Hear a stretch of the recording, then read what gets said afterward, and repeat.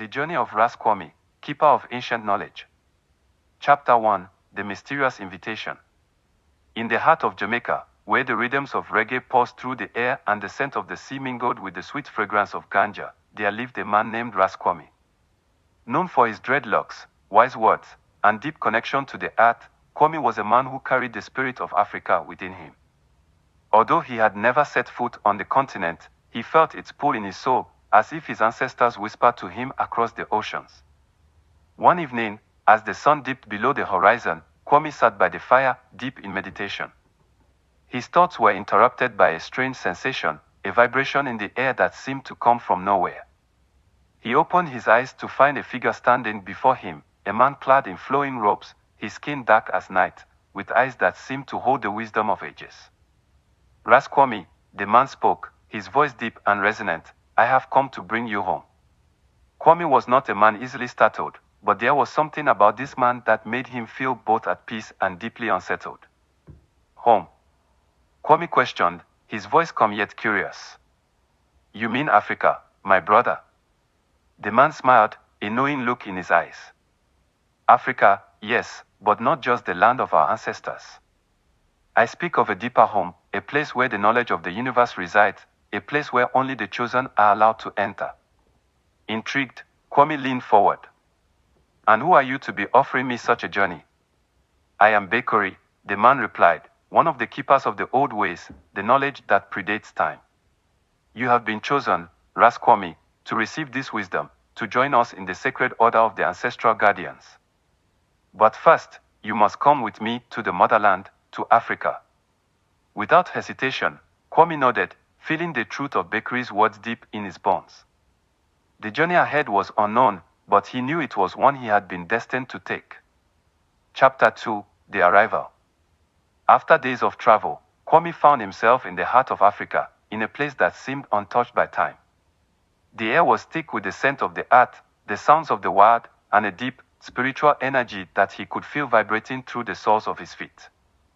Bekori led him to a secluded village, nestled deep within the mountains. The people there greeted Kwame with warmth, their eyes filled with a knowing that made him feel both welcomed and scrutinized.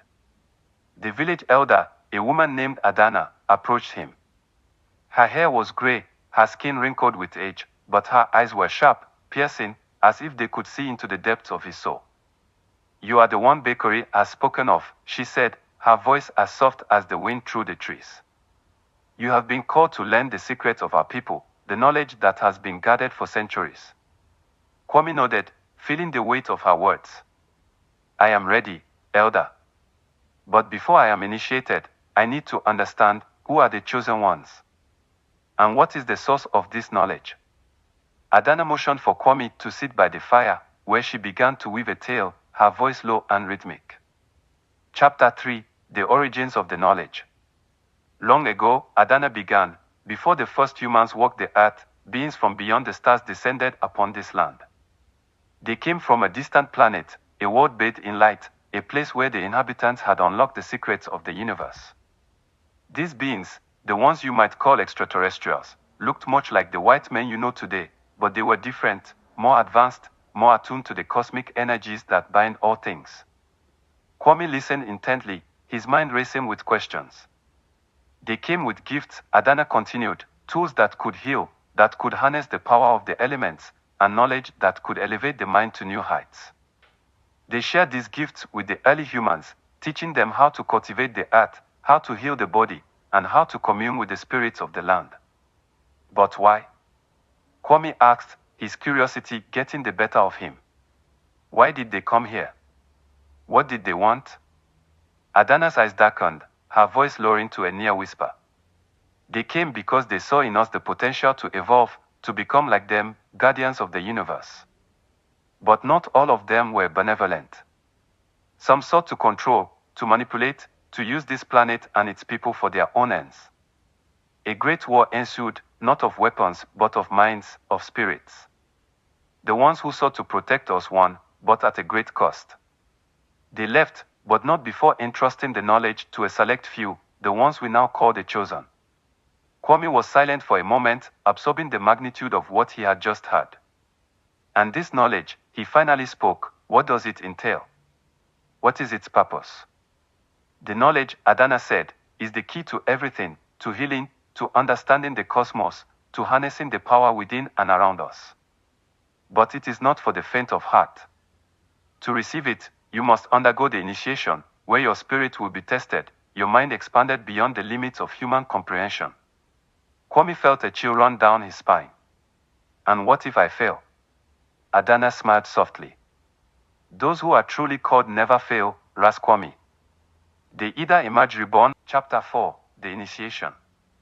The night of the initiation arrived, and Kwame found himself standing in the center of a sacred circle, surrounded by the village elders.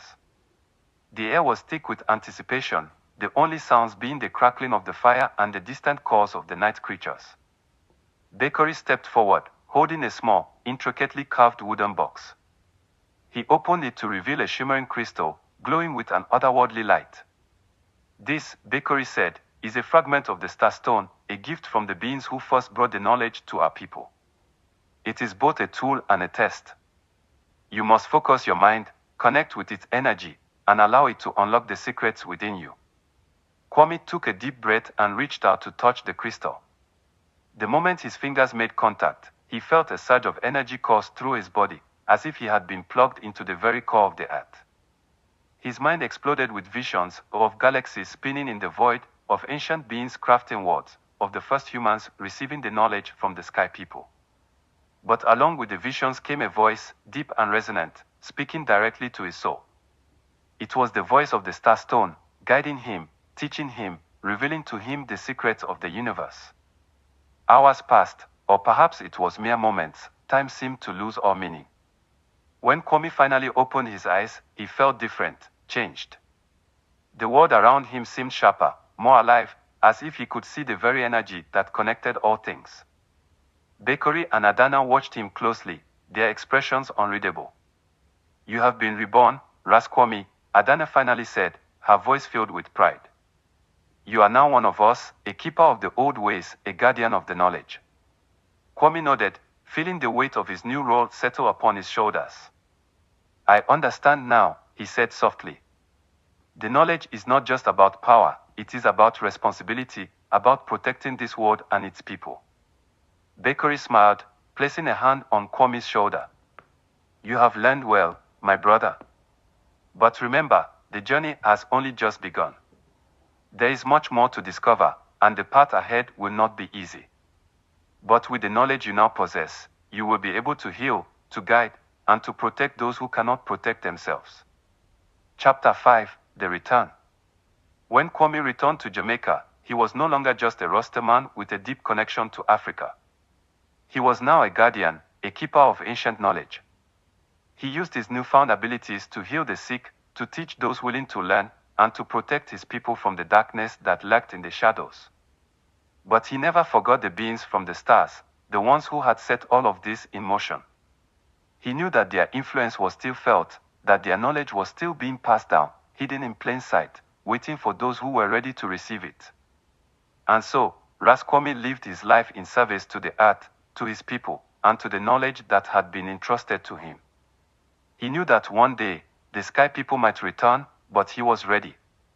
For he was now more than just a man, he was a guardian, a protector of the ancient ways, and a bridge between the worlds of the earth and the stars.